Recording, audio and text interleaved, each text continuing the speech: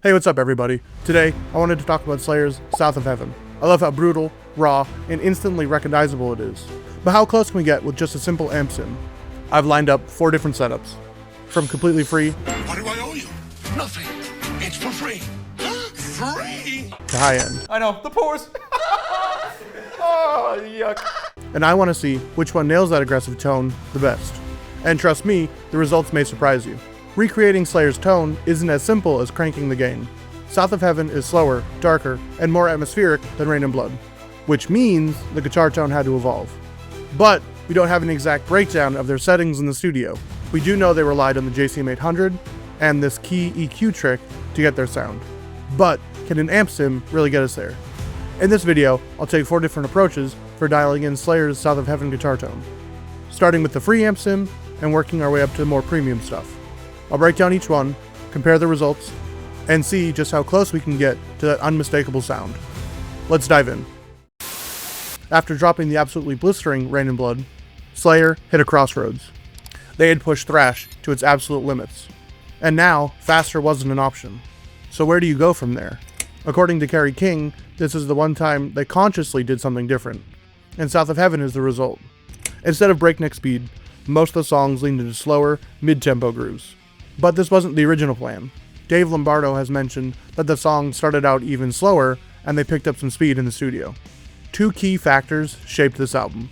At this time, Kerry King was struggling with his performance, which let Tom Araya step up in songwriting in a big way.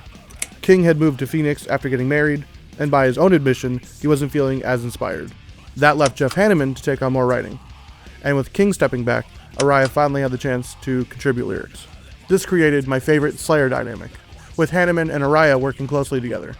Some of Slayer's best tracks came from this writing duo, including the title track, which happens to be my all-time favorite Slayer song. Now, South of Heaven isn't my favorite Slayer album of all time. I think there's some weaker tracks on here, but I do love this album sonically. And I really love the guitar sound on here. A big part of that is Slayer's classic guitar formula with some tweaks.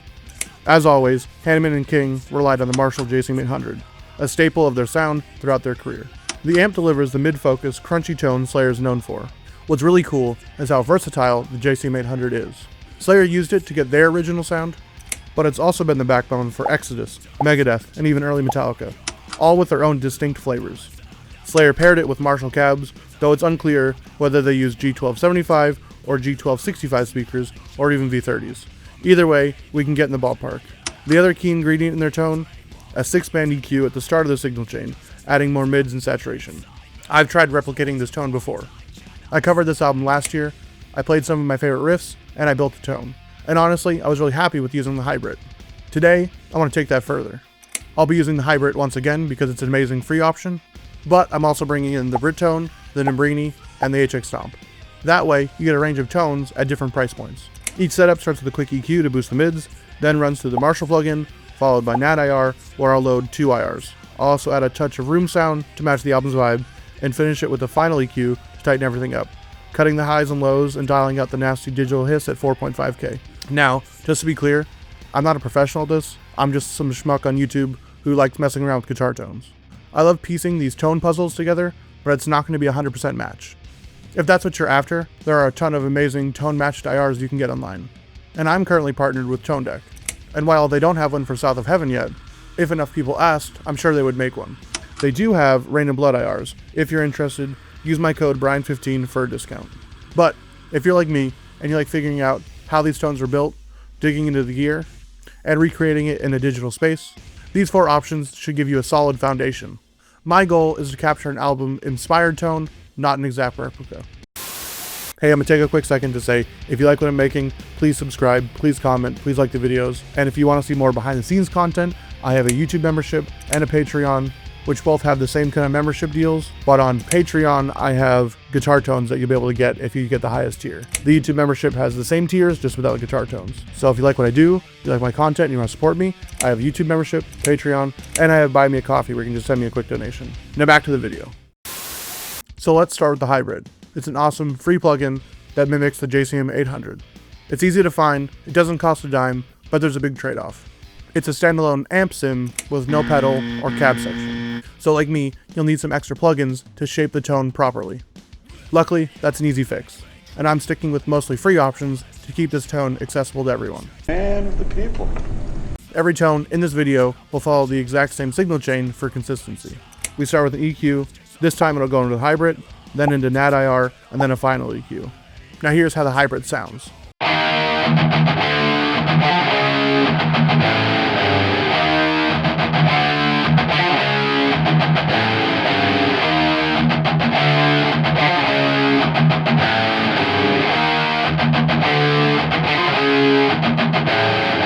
This is actually the same tone that I used last year in my South of Heaven video. The only thing I changed was taking out the TSC 808 because I feel like it added too much gain and it was a little too crackly for me. So if you're looking for the free option to get this tone, this one's for you. My only struggle with this amp is finding the right gain saturation. It's a little tricky to dial in, and it goes from 0 to 100 really fast, and there's no in-between option. I did my best to balance it here, but compared to the premium options, it definitely lacks some clarity. That said, what it lacks in fidelity, it more than makes up for in the price. Besides the IRs, everything in this tone is free, so you can tweak it at home. And honestly, that's what I love about it. I'm not made of money either, so I like finding free options for everyone to use. For a free amp, the hybrid holds up really well, but it does have its limitations, especially when it comes to dialing in that perfect gain balance. Now let's check out the Bridtone, a JCM 900 inspired plugin, and we'll see how it compares. Now we have the $30 option, the Bridtone from Audio Assault. I believe it's modeled after the JCM 900, and since it's a paid plugin, it comes with a lot of features. The built-in pedals and cab section are solid, but for consistency, I'm keeping the same setup across the board and only swapping out the amp. So again, just in case you missed it, EQ first, then the Bridtone, into NAD-IR, and finally a second EQ. Now let's hear how the Bridtone sounds.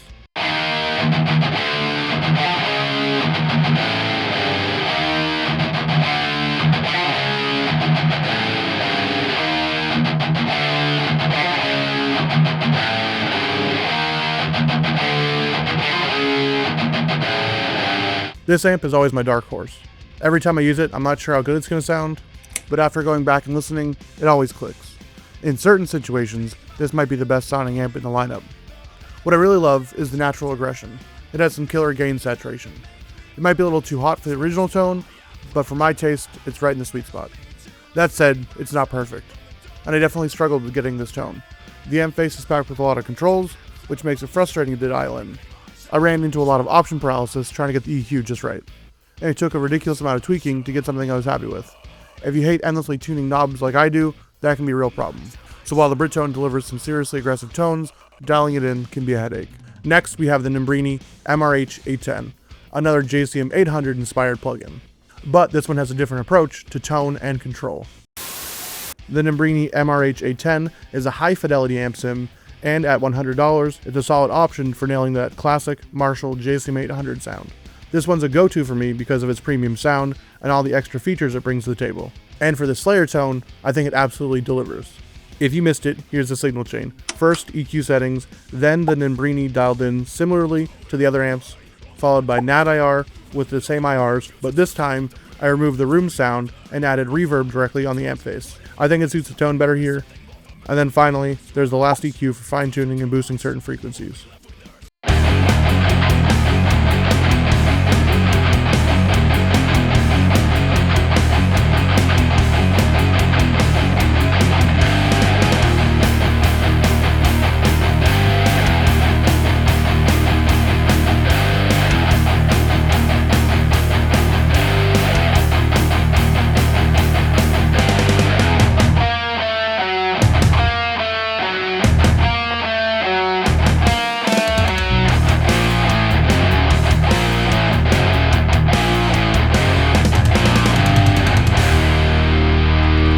Tone-wise, this is another rock-solid option.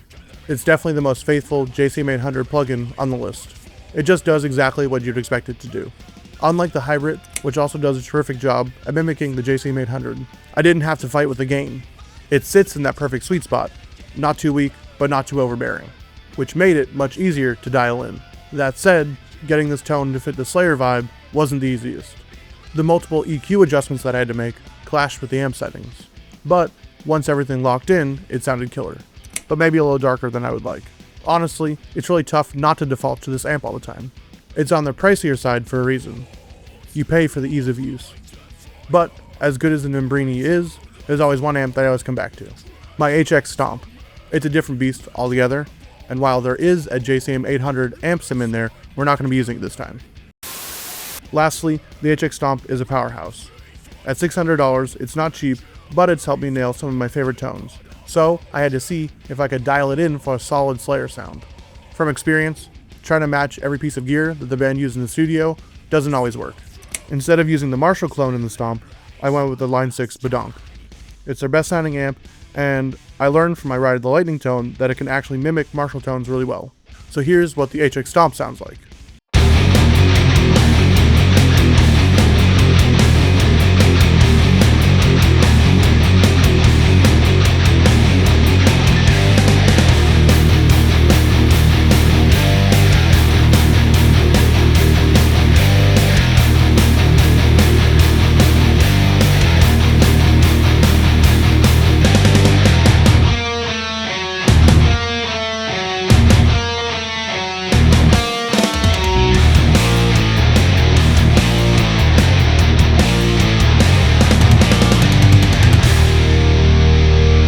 And if you like this tone and you want to see what went into making it, you can grab it on my Patreon store, along with a lot of other great tones that I've made. Like the Nimbrini, the HX Stomp delivers. At its higher price point, it offers ease of use and a lot of flexibility in creating tones. But that doesn't always mean it's a better tone. Like always, it really comes down to your preference. The HX Stomp gave me a fight for this one. For some reason, the game was a nightmare. Way too fizzy and crunchy, and I couldn't stand it. Which sucked, because I actually nailed the South of Heaven vibe really quickly here. It just took way too long to get the gain saturation dialed in where it actually felt kinda okay.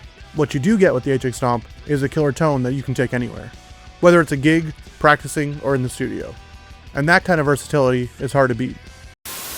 So we've gone through each amp on its own, but now it's time to hear them side by side.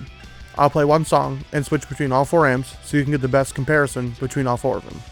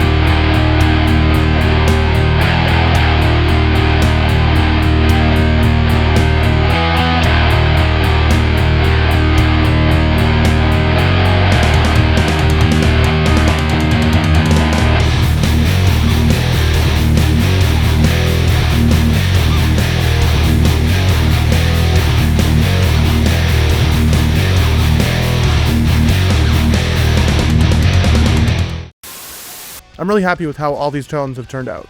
Honestly, this one was trickier than dialing in Metallica tone. Getting the mid-range just right, while keeping the mids in check, was really challenging. The EQ I had at the front definitely changed things up this time. And it took a bit of fine-tuning on my end to make sure everything was right. That said, the hybrid and the Britone really stood out. The hybrid is amazing, though it needs a bit more work to get it dialed in. Once you get everything set up though, it's a solid plugin. The Britone took forever to dial in, but like always, I love the ballpark tone I got. It's got just the right amount of gain saturation and it fits the South of Heaven feel perfectly. Same deal with the HX Stomp. It's notoriously tricky for me to get right, but I'm happy with how it turned out.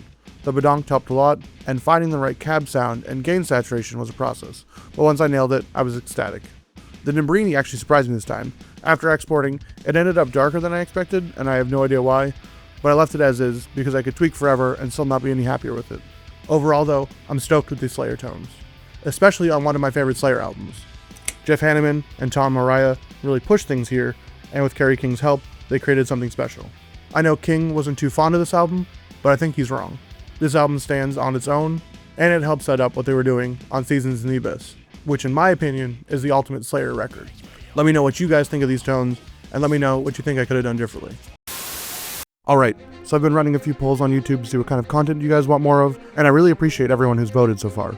But now, I want to put everything together in one big, comprehensive poll to make sure I'm heading in the right direction. It's a quick Google form, no personal info required, just a few questions to help shape the future of the channel.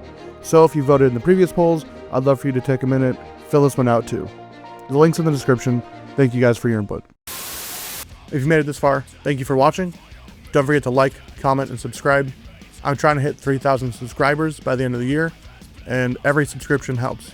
Also, if you enjoyed this video, I think you should check this one out right here. It's on Metallica's Ride the Lightning.